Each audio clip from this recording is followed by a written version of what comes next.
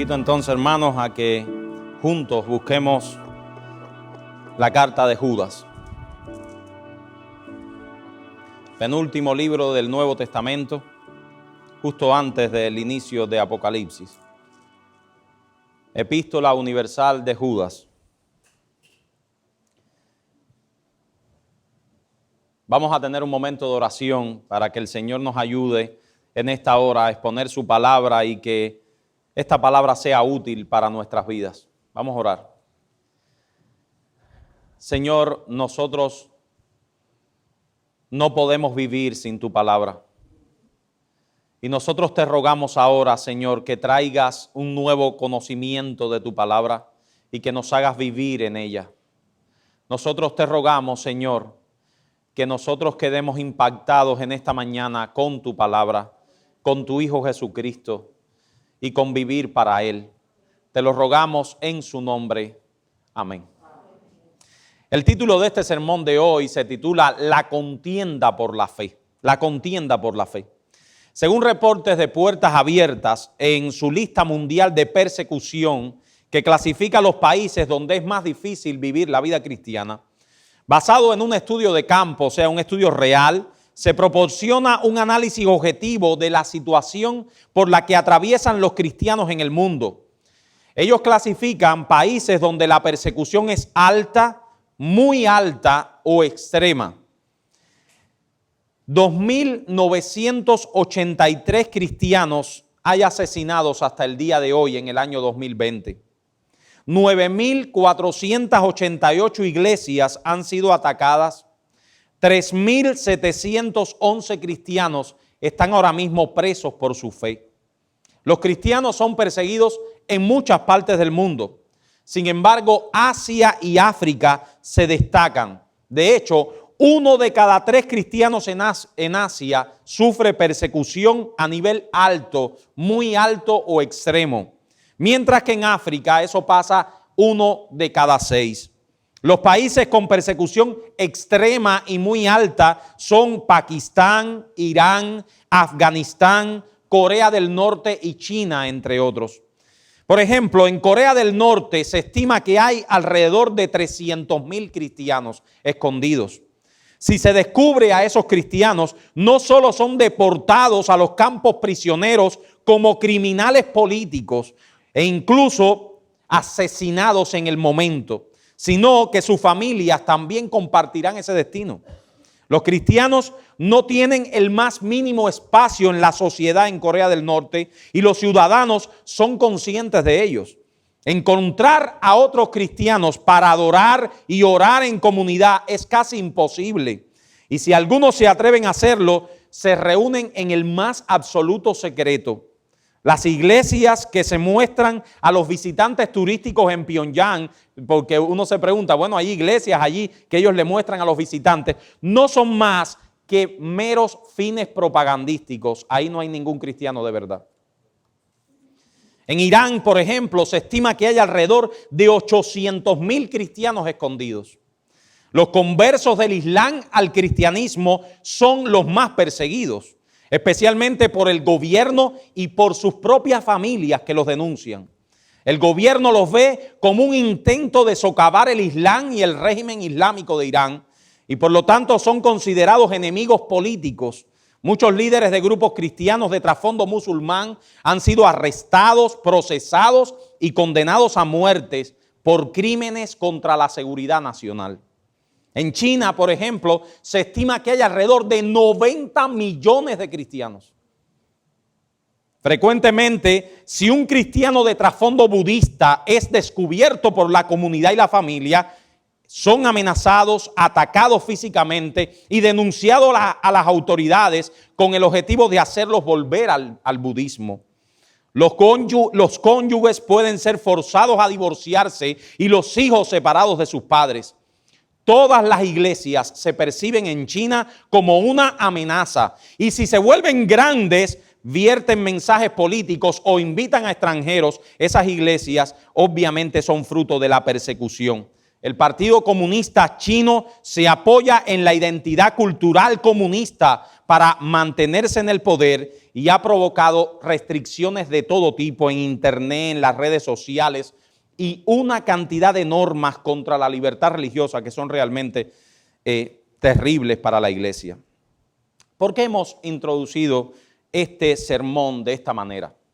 Yo en la casa pensé primero poner la muerte de grandes cristianos del pasado, pero después dije, yo quiero que los hermanos tengan idea de que hoy estamos viviendo eso también.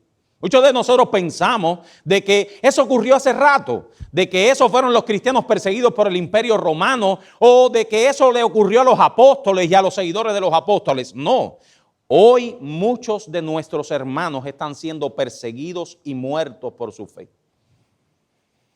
Con estos pocos ejemplos de muchísimos más que pudiéramos poner, les estamos haciendo pensar que lo de las persecuciones, prisiones y muertes por la fe no es solo cosa del pasado, está vigente en nuestros días. Hoy también la fe cristiana es una fe perseguida en gran parte del mundo y muchísimos hermanos nuestros están poniendo a prueba su fe todos los días. Muchísimos de nuestros hermanos están en pleno campo de batalla contendiendo ardientemente por la fe. Hoy estaremos considerando, mis hermanos, con más detalle. Si usted recuerda el sermón anterior fue un sermón introductorio donde nosotros quisimos dar un panorama general de la carta con algunas aplicaciones en el saludo de la carta. Pero hoy quisiéramos ver los versos 3 y 4 de la carta de Judas con mucho más detalle, porque estoy seguro que mucho de lo que aquí está en estos dos sencillos versos es para nosotros hoy, tiene una tremenda vigencia para nosotros hoy. Les invito entonces a que busquen el verso 3 y 4 de la carta de Judas. Inmediatamente después que Judas saluda a la iglesia, él les dice estas palabras: amados, por la gran solicitud que tenía de escribiros acerca de nuestra común salvación, me ha sido necesario escribiros exhortándoos que contendáis ardientemente por la fe que ha sido una vez dada a los santos. Porque algunos hombres han entrado encubiertamente, los que desde antes, déjenme ver que aquí lo puse mal, los que desde antes habían sido destinados para esta condenación, hombres impíos que convierten en libertinaje la gracia de nuestro Dios y niegan a Dios, el único soberano, y a nuestro Señor Jesucristo. Este contexto y este es el contexto de la persecución, el contexto de la batalla del cristiano. Y esto lo veremos en 3 sencillos puntos durante este sermón, con los cuales queremos que ustedes se mantengan en estos 2 versículos. En primer lugar, veremos cuál es el tesoro que debemos preservar como iglesia. En segundo lugar, veremos la forma en que debemos preservar el tesoro que nos fue dado. Y en tercer lugar, veremos la razón para la exhortación.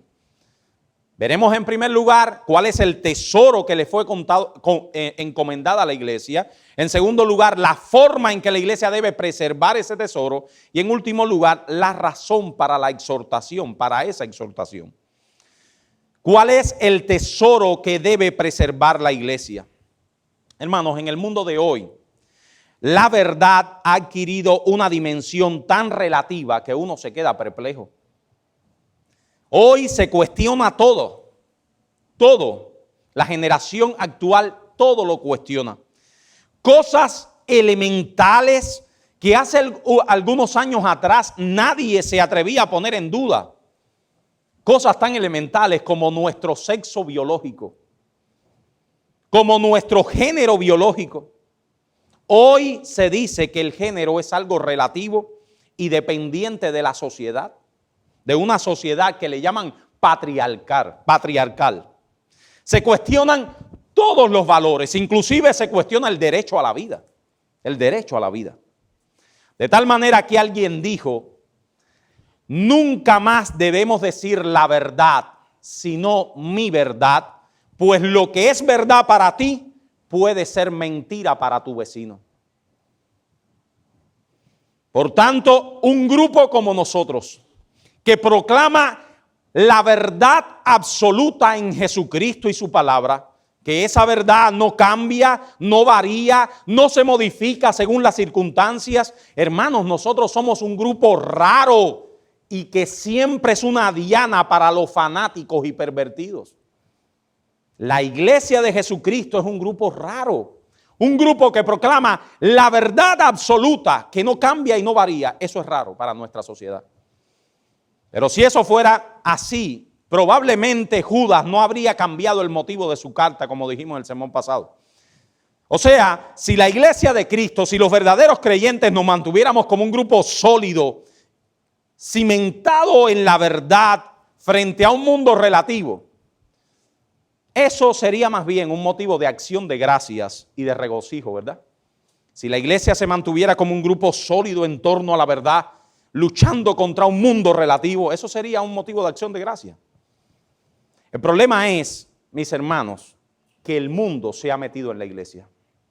Ese es el problema que Judas quiere tratar. El mundo se ha metido en la iglesia. Eso sí es un serio problema. Como en los días de Judas, probablemente mayor en nuestros días, los apóstatas se han metido dentro de la iglesia con el fin de contaminarla y de arrastrar a muchos. Por tanto, hoy también en la iglesia comience a cuestionarse la verdad. También hoy dentro de los días de la iglesia visible. Hoy vemos impíos vestidos de ovejas que arrastran a muchos tras sus mentiras, tras su humanismo barato, tras su falta de amor a Cristo, de amor a su reino, de amor a sus objetivos, que no esconden, que tienen la iglesia como una agencia de negocios. Ellos no esconden ese objetivo. A todos ellos en modo de lucha y a nosotros en modo de advertencia y llamado es que Judas escribe estas palabras: exhortándoos que contendáis ardientemente por el tesoro de la fe que ha sido una vez dada a los santos. O como dice la Biblia de las Américas, exhortándoos a contender ardientemente por la fe que de una vez para siempre fue entregada a los santos. Obviamente en este texto se deja claro que el tesoro que la iglesia tiene que preservar, mis hermanos, es la fe que nos fue dada de una vez y para siempre. Tenemos que tener claro cuál es este término fe y a qué se refiere aquí en la carta de Judas. En el Nuevo Testamento el término fe tiene dos significados determinados por el contexto en que se halla. En primer lugar, la fe es el don de creer en Jesucristo, es creer. Efesios 2:8, por ejemplo, dice: porque por gracia sois salvos por medio de la fe, y esto no de vosotros, pues es don de Dios. O Juan 3:36 dice: el que tiene fe en el Hijo, el que cree en el Hijo tiene vida eterna. O Hebreos 11:6 que dice: porque sin fe es imposible agradar a Dios, porque es necesario que el que se acerca a Él crea que le hay y que es galardonador. Ahí la fe es obviamente creer en Dios, confiar en Dios, creer en Jesucristo. Pero hay otra acepción del término fe que es a la que Judas está haciendo alusión. Y quiero que ustedes tengan claro eso, mis hermanos. Cuando Judas habla de la fe que ha sido una vez dada a los santos, no se está refiriendo solamente a creer en Dios. Se está refiriendo más bien a la verdad, a las doctrinas que defendemos, al tratado doctrinal de la iglesia, a la palabra de Dios. A eso se está refiriendo Judas. Es como cuando en Efesios 4:4 Pablo dice también: un cuerpo y un espíritu, como fuisteis también llamados en una esperanza de vuestra vocación, un Señor, una fe, un bautismo, un Dios y Padre de todos. La iglesia está unida por una misma creencia, por un mismo Señor, por un mismo bautizo. O Efesios capítulo 4 versículo 20, donde Pablo dice que Él constituyó a unos apóstoles, a otros profetas, a otros evangelistas. ¿Para qué? Para perfeccionar a los santos para la obra del ministerio, hasta que todos lleguemos a la unidad de la fe y del conocimiento del Hijo de Dios. A esta última, a esta fe, es a la que Judas se está refiriendo en su carta. A los creyentes se nos ha entregado la palabra de Dios como el mayor tesoro de la iglesia. La iglesia tiene un tesoro que preservar y esa es nuestra fe, la palabra de Dios, el compendio doctrinal de la iglesia. Eso es un tesoro que debemos amar, que debemos vivir, que debemos cuidar, que debemos defender. Dice John Benton en su comentario de Judas, un libro que les quiero recomendar, que se titula La contienda por la fe. Dice este hombre: el conjunto de la verdad cristiana que Judas denomina la fe es el tesoro que Dios ha dado a la iglesia. Es el gran tesoro de la iglesia, porque por medio de ese tesoro las personas son salvas y rescatadas de la pobreza servil del pecado, recibiendo las riquezas de la vida eterna en Cristo Jesús. De hecho, Judas nos habla de esta fe, de esta doctrina en dos ocasiones en su carta. Aquí y en el versículo 20, que dice: pero vosotros, amados, edificando sobre vuestra santísima fe, edificando sobre esa doctrina de la iglesia. Entonces, hermanos, de lo que Judas habla en nuestro texto es de esas doctrinas que constituyen nuestra esperanza y el mayor tesoro que la iglesia está llamada a sostener y a defender. Eso es lo que dice Pablo a Timoteo en 1 Timoteo 3:15. Pero en caso de que me tarde, le cito la Biblia de las Américas, te escribo para que sepas cómo debes conducirse uno en la casa de Dios. ¿Y qué es la casa de Dios según Timoteo? Según Pablo a Timoteo, la casa de Dios es la iglesia del Dios vivo, columna y sostén de la verdad. Esa es la iglesia, es columna y sostén de la verdad. ¿Cuál entonces es esa verdad? Nuestras doctrinas. Amados hermanos, y estoy seguro que todavía hay en la mente de algunos hermanos de esta iglesia este error que les voy a decir ahora.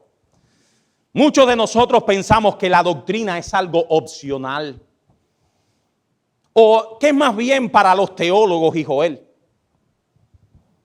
Hay un llamado a que todos los creyentes seamos teólogos, que todos los que amamos al Señor Jesucristo nos esforcemos por conocerle más y más. Eso es un llamado en la Escritura. La doctrina ha sido dejada atrás en las iglesias contemporáneas y hay un llamado general ¿a qué? A olvidarnos de la doctrina. ¿No han oído esta frase? La doctrina divide, el amor une. Es un eslogan, de esos eslogans tan tenebrosos que tiene la iglesia de hoy. La doctrina divide, el amor es lo que une. Una frase que recitan como papagayos los evangelicalistas modernos, pero que es una frase radicalmente antibíblica, radicalmente, completamente opuesta a la voluntad de Dios para su pueblo. Bueno, eso no lo digo yo, eso lo dice Dios claramente. Efesios capítulo 4, versículos 1 al 6. Dice: yo pues preso en el Señor, hablando el apóstol Pablo, os ruego que andéis como es digno de la vocación con que fuisteis llamados, con toda humildad y mansedumbre, soportándoos con paciencia los unos a los otros en amor. Ahí vienen ellos y dicen: viste, es el amor. Pero Pablo dice: solícitos en guardar la unidad del espíritu en el vínculo de la paz, un cuerpo y un espíritu, como también fuisteis llamados en una misma esperanza de vuestra vocación, un Señor, una fe, un bautismo, un Dios y Padre de todos, el cual es sobre todos y por todos y en todos. En este texto, hermanos, se dice completamente lo contrario al eslogan. El eslogan dice: la doctrina divina, el amor une. El texto dice: el amor se fomenta, crece, nuestros lazos y vínculos fraternales son fortalecidos en el contexto de la unidad doctrinal. Estudie el texto en su casa para que usted vea que eso es lo que dice el texto. Ese amor es fortalecido o viene a través de que todos creamos una misma cosa. Bueno, porque eso es una regla básica de la vida que Amós en el capítulo 3, versículo 3, la dice: ¿andarán dos juntos si no estuviesen de acuerdo? ¿Andarán dos juntos si no estuviesen de acuerdo? De hecho, usted sabe, cuando tú tienes un amigo y tú tienes una visión diferente a tu amigo en algo, tú prefieres echar a un lado eso en muchas ocasiones si no es algo fundamental de la fe, porque eso te distancia. ¿No es verdad? ¿A ustedes no les ha pasado eso? Porque te distancia. Esa visión diferente te distancia. Bueno, mis hermanos, la visión doctrinal diferente divide a la iglesia. Pero por otro lado, Es necesario que incrementemos nuestro conocimiento de las doctrinas que amamos, de las doctrinas que defendemos. Y ese es el tesoro de la iglesia. Un tesoro que debe ser guardado no solo por los pastores, un tesoro que debe ser guardado por cada uno de nosotros. Ese es el tesoro de la iglesia. En segundo lugar, la epístola también nos dice la forma en que debemos perseverar o preservar el tesoro que nos fue dado. Dice, amados, por la gran solicitud que tenía de escribiros acerca de nuestra común salvación, me ha sido necesario escribiros, exhortándoos que contendáis ardientemente por el tesoro. La Biblia de las Américas y la Reina Valera lo traducen idéntico, contender ardientemente. La Nueva Versión Internacional dice, luchando vigorosamente. La Reina Valera actualizada dice, contiendan eficazmente. La palabra contender aquí implica lucha, pero también mucho más. Es una lucha a la ofensiva. Muchas veces nosotros pensamos que la iglesia contiende por la fe porque está a la defensiva, permitiendo que no vengan los errores sobre ella. Como ese texto que dice que las puertas del Hades no prevalecerán contra la iglesia, que muchas veces pensamos que es que la iglesia está aquí y tiene las puertas cerradas y estamos ahí aguantando las puertas porque el Hades está. Pero es que el texto dice lo contrario, nosotros somos los que van contra las puertas del Hades. Bueno, aquí es lo mismo. La iglesia no está combatiendo a la defensiva, la iglesia es ofensiva. Eso lo dice un escritor que dice, este contender es que debemos extender con energía el verdadero evangelio. Es un llamado esencialmente a la evangelización y a la apologética. Ese es el llamado que Judas nos da. El llamado a la evangelización y a la lucha por la fe. Y esta lucha por extender nuestra fe y combatir contra los que quieren contaminarla es una lucha ardiente, vigorosa, eficaz. Esta lucha por la fe se lleva a la práctica a través de que cada uno de nosotros, con nuestro testimonio, individualmente, nosotros recomendemos el evangelio a los que están a nuestro contexto. Mis hermanos. Porque uno dice, bueno, ¿qué cosa entonces luchar contra la fe? Luchar con la fe o luchar por la fe. Y de eso no es algo abstracto. Es que tú, en tu lugar de trabajo, es que tú, en los 6 días restantes de la semana, tu vida sea una vida que recomiende el evangelio. Que otros digan, wow, ¿qué tiene este que no tengo yo? La batalla por la fe no es solo la lucha por la pureza doctrinal, es también el compartir esa doctrina. Es también el que con energía y con una vida piadosa nosotros compartamos el tesoro de la fe. Y esto nos lleva, hermanos, a nuestro tercer punto. ¿Cuál es la razón para la exhortación? ¿Cuál es la razón para que Judas nos diga que debemos contender ardientemente? Por esa fe. Hermanos, busquemos el versículo 4, que es a donde yo quiero, que es el corazón de este sermón. El versículo 4 dice, porque algunos hombres han entrado encubiertamente, los que desde antes habían sido destinados para esta condenación, hombres impíos que convierten en libertinaje la gracia de nuestro Dios y niegan a Dios el único soberano y a nuestro Señor Jesucristo. La razón por la que debemos contender por la fe es que habían entrado encubiertamente falsos maestros con el único objetivo de destruir y corromper la iglesia. Y hay 4 cosas que Judas nos dice en este texto, en este verso 4. Téngalo ahí en vista mientras yo lo digo para que vea que es eso. Esas son las 4 razones por las que Judas nos da una descripción de estos falsos maestros. En primer lugar, Judas nos dice su previsible condenación. Eso es lo primero que nos dice. Los que desde antes habían sido destinados para esta condenación.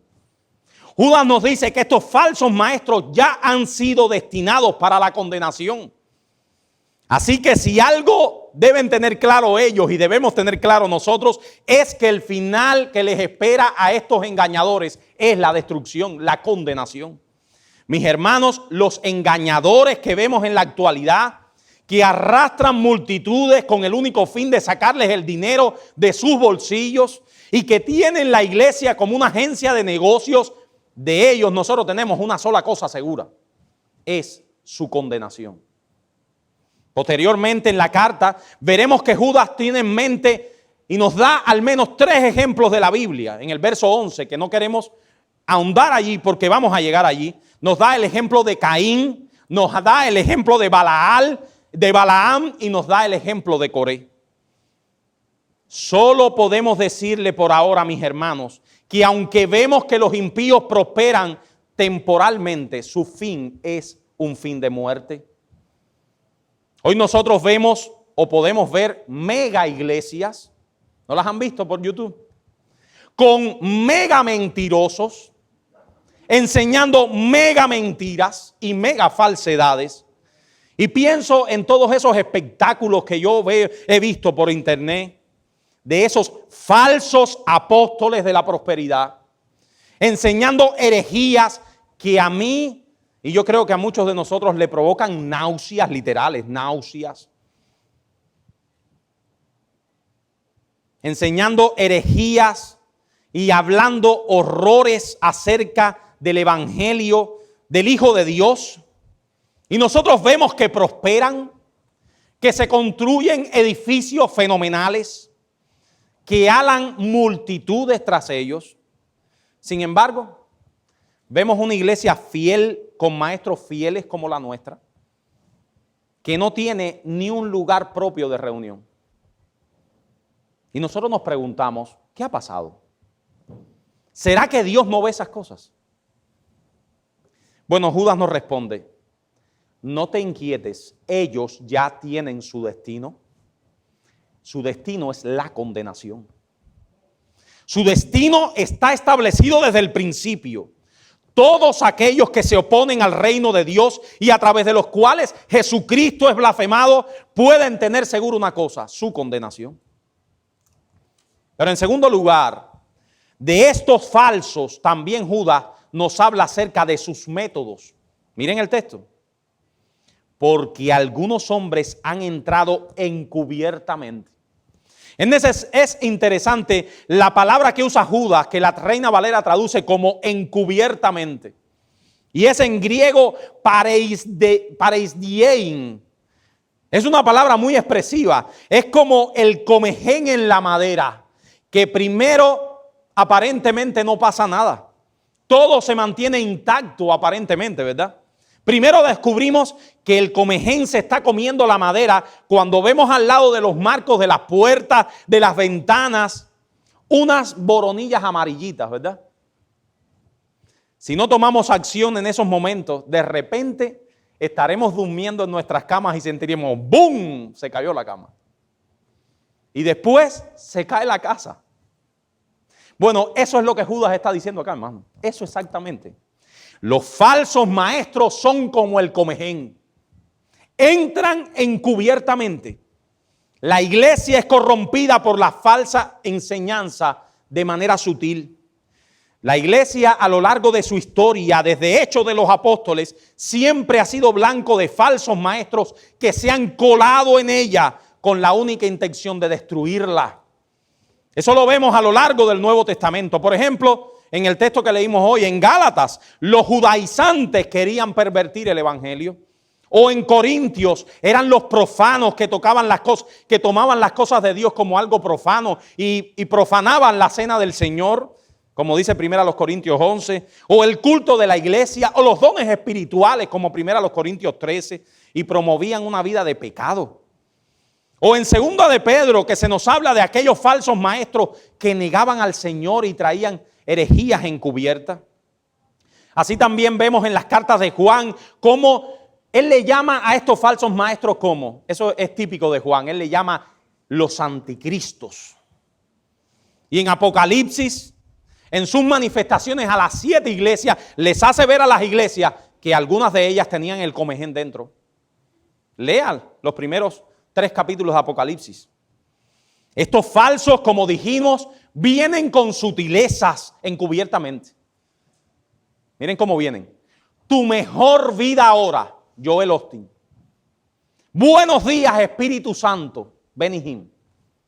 Supernatural, alma, mente y emociones, Guillermo Maldonado. El campo de batalla de la mente, Joyce Meyer.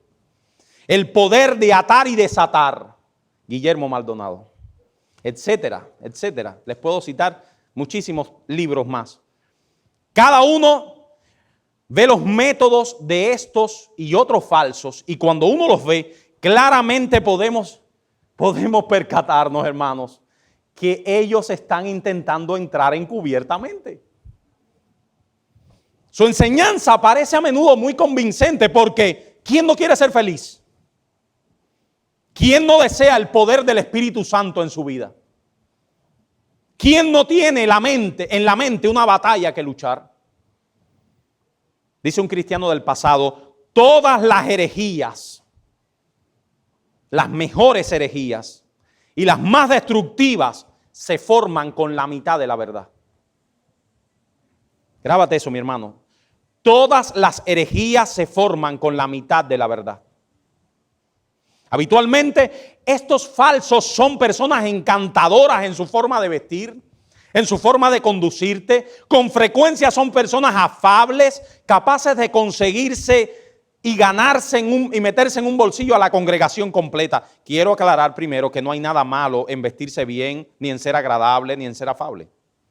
El problema que estamos viendo acá es que ninguna de esas cosas, mi hermano, es una prueba adecuada de la veracidad de nadie. A veces estos falsos maestros son aún capaces de llevar a cabo lo que parecen señales y milagros sobrenaturales, que ese es el punto. Cuando tú estás hablando con alguien y le estás diciendo, sal de allí, sal por el bien de tu alma, porque eso es evangelizar también, ¿saben?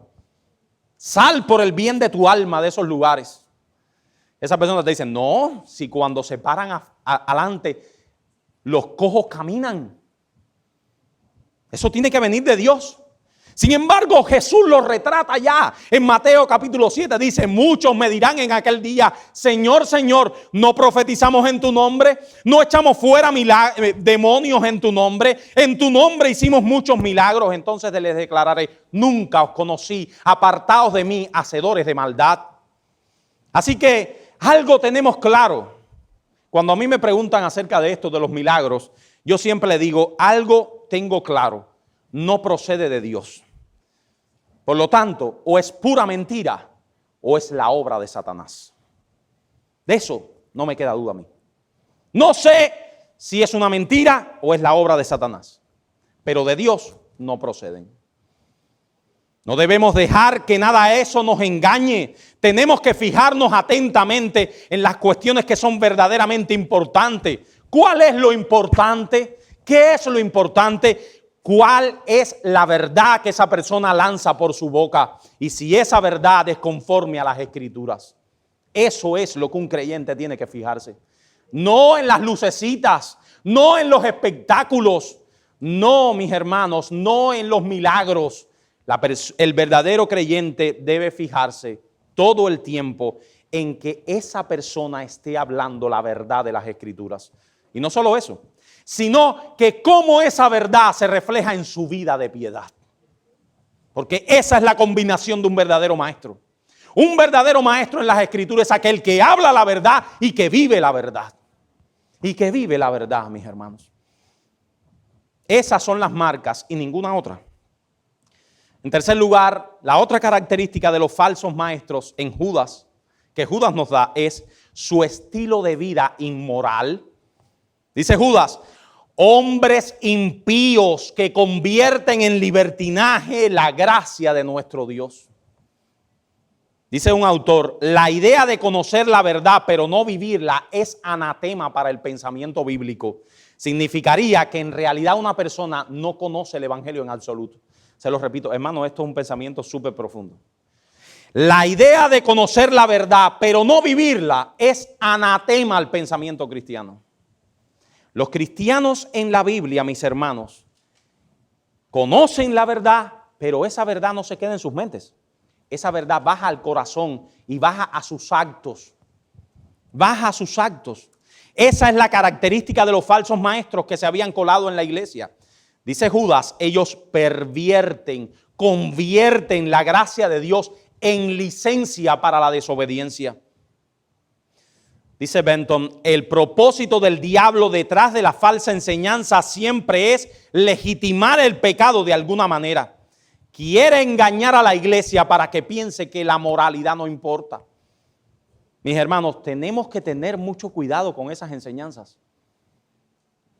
Mucho cuidado. Yo creo que la mayoría de los que vemos aquí, claramente vemos el evangelio de la prosperidad como un peligro para la iglesia y como un comején que se está comiendo muchas congregaciones. Pero muchos de nosotros no vemos ese mismo peligro en estas enseñanzas. Convierten en libertinaje la gracia de Dios, dice Judas. Si somos salvos por gracia, dicen ellos, por medio de la fe. Si Cristo murió por todos nuestros pecados pasados, presentes y futuros. Si ya hemos sido justificados en su sangre. Si nuestra salvación es segura en Él. ¿Qué herejía hemos dicho hasta ahora? Ninguna. Amén. Todo eso es verdad. Entonces, la herejía está en la conclusión. La falsa enseñanza está en la conclusión. Si Cristo murió por nuestros pecados pasados, presentes y futuros, si Cristo nos salvó por medio de la fe y ya nosotros estamos completos en Jesucristo, entonces la santificación personal, la obediencia a los mandamientos, la lucha del creyente por implementar en su vida los medios de gracia, la mortificación del pecado, ¿qué dicen ellos? Eso es legalismo. Eso es legalismo. Cuando tú hablas de estas cosas, dicen estos comejenes que estamos hablando de legalismo. Estos maestros convierten en libertinaje la gracia de Dios. Toman estas doctrinas como una licencia para el descuido de sus almas.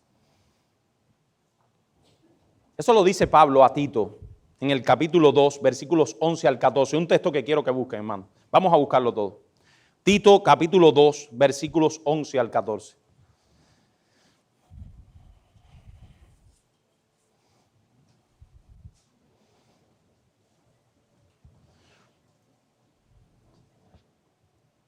Miren, hermano, ese texto deberían subrayarlo en sus Biblias.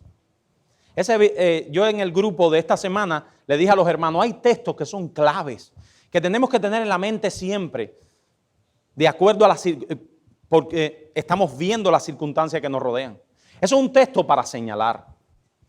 Dice el texto, lo voy a leer despacio para que vean lo que dice el texto.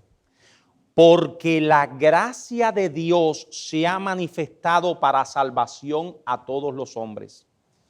Obviamente, aquí hago un paréntesis, ese todos los hombres, si leemos un poquito antes, vamos a ver que es toda clase de distinción de hombres. La gracia de Dios se ha manifestado para salvación a todos los hombres. ¿Qué nos enseña la gracia? Que renunciando a la impiedad y a los deseos mundanos, vivamos en este siglo sobria, justa y piadosamente, aguardando la esperanza bienaventurada y la manifestación gloriosa de nuestro gran Dios y Salvador Jesucristo, quien se dio a sí mismo por nosotros para redimirnos de toda iniquidad y purificar para sí un pueblo propio, ¿qué? Celoso de buenas obras. ¿Ven? Ese es todo el espectro del evangelio. Cristo nos ha salvado por gracia, pero nos ha salvado para que vivamos en la piedad, para que seamos un pueblo celoso por obedecer los mandamientos, para que seamos un pueblo celoso de hacer la voluntad de Dios. Por lo tanto, no me vengas con mentiras. No me vengas con mentiras. El evangelio de Cristo no me exime, más bien me lleva a hacer buenas obras. Así que, hermanos, si la gracia de Dios ha llegado a tu vida, esa gracia te lleva a la santificación personal, a la lucha contra el pecado, a la vida piadosa. Y si eso no es lo que tú estás viviendo, entonces la gracia no ha llegado a tu vida. Lee el texto de nuevo para que veas. Mi hermano amado, si tú no estás viviendo una vida de santificación personal, tú deberías pensar si la gracia de Dios ha llegado a tu vida. Porque la gracia que no produce santificación y piedad no es gracia que salva, es otra cosa. La gracia que no produce santificación no es la gracia de Dios, es otra cosa. Así que no te dejes engañar por los falsos maestros que, disfrazados de términos teológicos, te dicen que no tienes que preocuparte en obedecer a Dios. Te dicen que no tienes que luchar contra tus pecados. Ellos han convertido la gracia de Dios en libertinaje. En último lugar, veremos otra característica de los falsos maestros, y es su doctrina herética. Dice, algunos hombres han entrado encubiertamente, esa es la forma en que ellos lo hacen, los que antes han sido destinados para esta salvación, ese es su fin, hombres impíos que convierten en libertinaje la gracia de Dios, esa es su moralidad, pero en último lugar, mira su doctrina, niegan a Dios el único soberano y a nuestro Señor Jesucristo. Tristemente, la Reina Valera no traduce muy bien esta expresión. Tal pareciera que está hablando de Dios como el único soberano y del Señor Jesucristo como Señor, de Jesucristo como Señor. ¿No es verdad? Dice, niegan a Dios el único soberano y al Señor Jesucristo. Sin embargo, como decía nuestro hermano Joel, si hacemos una comparación con otras versiones de este mismo texto, veremos que aquí no se habla de dos personas, sino de una sola. La Biblia de las Américas dice, y niegan a nuestro único soberano y Señor Jesucristo. La Nueva Versión Internacional dice, y niegan a nuestro único soberano y Señor Jesucristo, lo mismo que dice la Biblia de las Américas. La Nueva Traducción Viviente dice, pues han negado a Jesucristo, nuestro único dueño y Señor. Jesucristo, su persona, su obra, es la piedra angular de la doctrina cristiana. Si hay algo en el que cada creyente debe estar claro, es en Jesucristo su Salvador, en su persona, en su obra. Hermanos amados, muchos malos maestros se han introducido en la iglesia trayendo herejías extrañas con respecto a Jesucristo. Desde los días de los apóstoles, con el gnosticismo, que ya hablamos de él, con Arrio y la respuesta de la iglesia en el credo niceno, con el sabelianismo, con los testigos de Jehová y otras muchas sectas han pervertido la doctrina de la Trinidad y por tanto la doctrina de nuestro Señor y dueño Jesucristo. Jesucristo, mis hermanos, es la piedra angular de la iglesia, el fundamento de la iglesia, el capitán de la iglesia. Y de ese nosotros tenemos que estar más que claros. Por tanto, lo que creamos acerca de Él, de sus atributos, de su señorío, de su majestad, de su belleza, de su divinidad y de su obra, es vital, es vida para nuestros corazones. Yo estoy terminando ya. Hay un texto de la Biblia que a mí me encanta. Primera a los Corintios 16, 22. Y es cortiquito. ¿Qué dice ese texto? Si alguno no ama al Señor Jesucristo, sea anatema, el Señor viene. La Biblia de las Américas dice, si alguno no ama al Señor, que sea anatema, maranata. Mis hermanos, amar a Jesucristo es el sentido de la vida cristiana. Hay que conocerle, hay que admirar sus atributos, hay que estudiar su obra hecha por nosotros. El amor que Pablo habla aquí en 1 Corintios es un amor que es fruto del conocimiento de Jesucristo. Y es fruto de estar en estrecha relación con Él. Por lo tanto, mis hermanos, comienza con la doctrina de Jesucristo. Y ten claro su obra, su persona, sus maravillas, para que nadie te mueva de este conocimiento amoroso de tu Salvador. Hay dos grandes lecciones que sacamos de los textos de los versos 3 y 4 de Judas. En primer lugar, es la necesidad que tiene la iglesia de mantener pura la doctrina de la conversión cristiana. Esto es una exhortación que les doy. Mira qué rara la exhortación. Yo se las iba a poner en palabras más contemporáneas, pero no quise. Para que vean cuál es la exhortación. Mantener pura la doctrina de la conversión cristiana. ¿Qué estamos diciendo con eso? Bueno, la respuesta es también la respuesta a estas preguntas. ¿Cómo puede alguien nacer de nuevo y continuar viviendo la misma clase de vida que antes? ¿Alguien que me responde esa pregunta? ¿Cómo puede alguien nacer de nuevo y continuar la misma vida que antes? ¿Cómo puede? Imposible, no se puede. No puede nadie que haya nacido de nuevo continuar siendo igual que antes. Esa es la doctrina de la conversión cristiana. La iglesia, mis hermanos, está compuesta por hombres y mujeres convertidos que tienen y viven en novedad de vida. Hermanos, aunque es cierto que a través del evangelio Dios nos acepta tal y como nos trae a Él, ¿cómo nos trae? Hechos andrajos espirituales. Así llegamos nosotros. No obstante, no nos deja nunca más así. Eso es lo que dice Jesús en la parábola, ¿verdad? Del hijo pródigo. Así venimos nosotros a Cristo, al Padre, así llegamos. Hechos harapos, hechos andrajos. Pero ¿qué hace el Padre? El Padre nos viste, nos da de comer, nos pone en su mesa. Por lo tanto, nadie que haya sido recibido por el Padre vive como vivía antes. Pero esto también tiene una traducción para la iglesia. Nosotros creemos que la iglesia está formada por seres humanos que tienen una cosa en común. Todos hemos sido transformados en nuevas criaturas en el nuevo nacimiento. Por tanto, ese listón para entrar a la membresía de la iglesia no debe ser nunca bajado. Podemos tener la tentación con el afán de incrementar nuestra membresía, de resquebrajar el principio de la conversión. Pero gracias a Dios, nuestro pastor y nosotros como miembros, tenemos el listón en su lugar.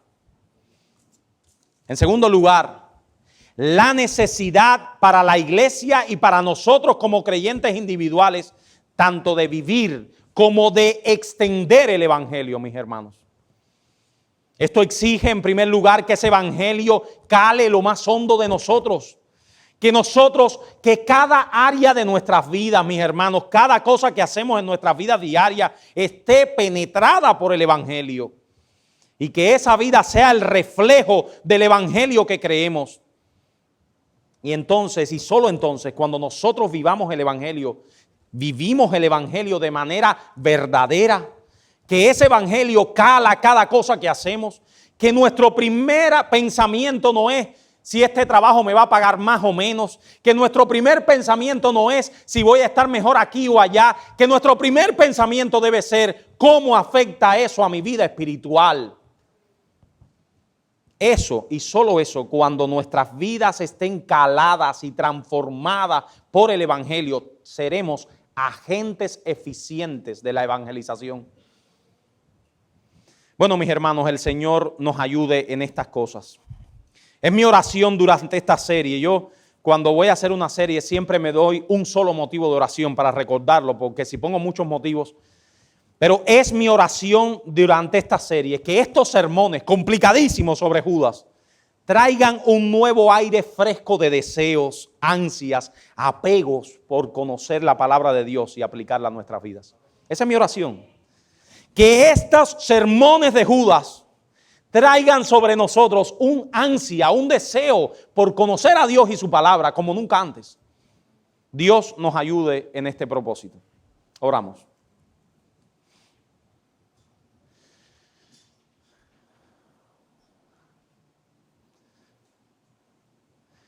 Señor, tú nos conoces mejor que nosotros mismos. Y tú sabes bien, Señor, que nosotros estamos en plena batalla.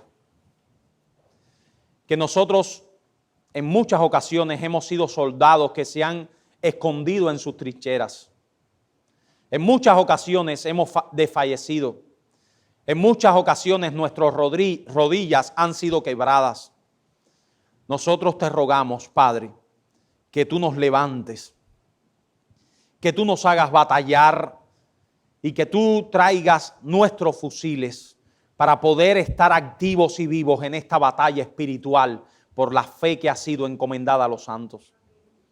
Padre Santo, ayuda a que nuestras doctrinas, a que nuestra pureza doctrinal baje a nuestro diario vivir, que se refleje en nuestra vida cotidiana. Amado Padre Celestial, haz de Iglesia Bautista Reformada de Miami una iglesia que viva para tu gloria. En el nombre y por los méritos de Jesucristo. Amén.